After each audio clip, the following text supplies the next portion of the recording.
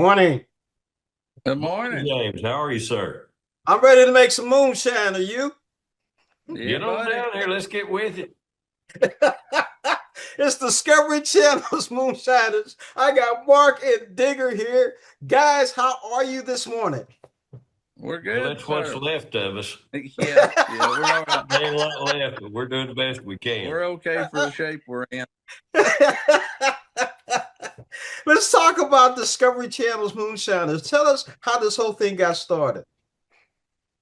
Well, we can't take credit for starting the liquor business. We're not that old. It all started because we just said yes to something we had no idea what we were fixing to get into. We were already into the illegal side of it. We didn't know we were going to throw it out in the streets. We it came about with our friendship with Popcorn Sutton and the time we spent with him.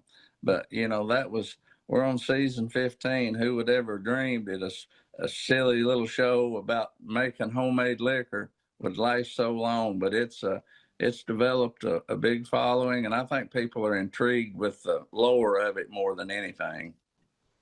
You got to be right. So, what's it like building a distillery? What's involved with that? Well, in our world, not as much as it is if you make a legal distillery. Right. We just got to hammer out a copper pot and figure out how to keep it from leaking and put some mash in it and build a fire under it. Yeah, we're not waiting at the mailbox for our permit to show up. We're going to get with it.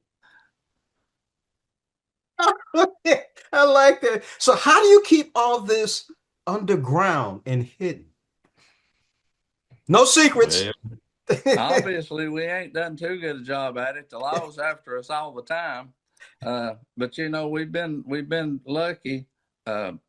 There's always been something that saved us, in operating equipment, not having everything we needed to actually make a run. But, law enforcement's very smart and we give them credit. We got to have them. I just, I wish they didn't have to have us.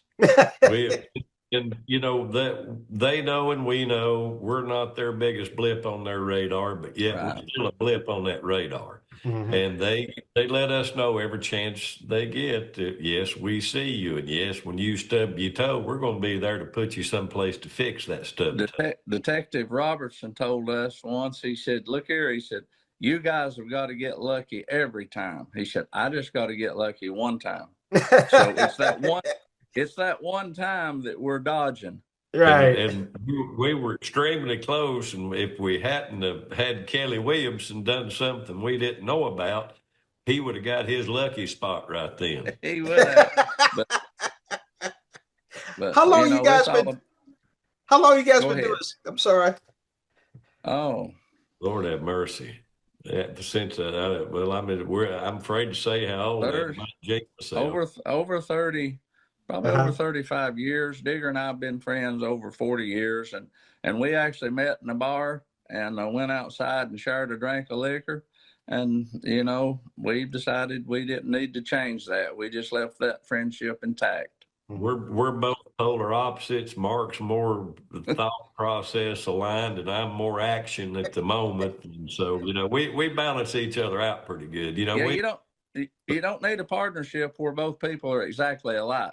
No, that's just like a magnet. They'll flip around on each other.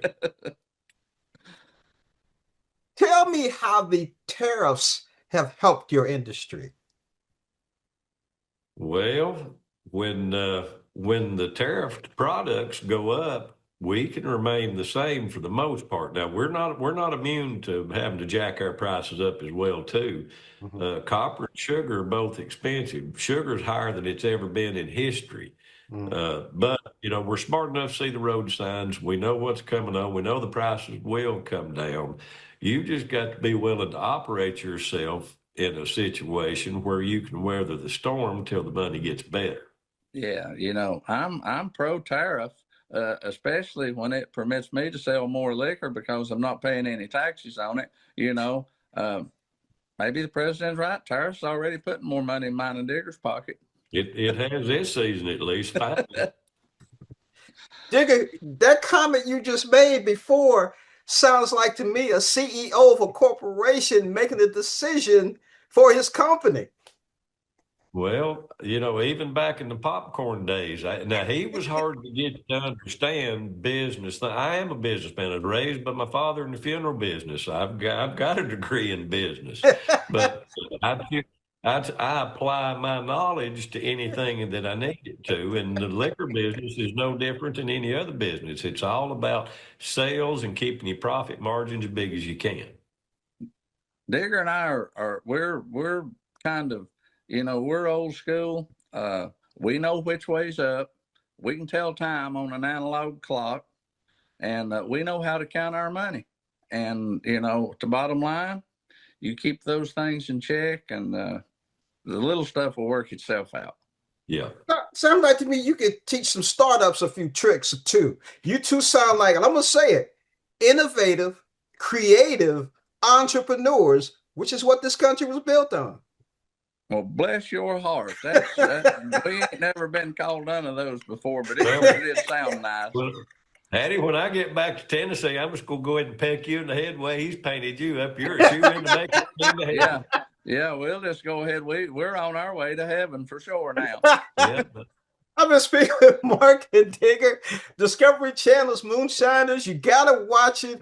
I watched a couple of the scenes of it, and I thought it was very interesting. Guys, thank you so much for joining us, and keep doing what you're doing. Thank you, sir.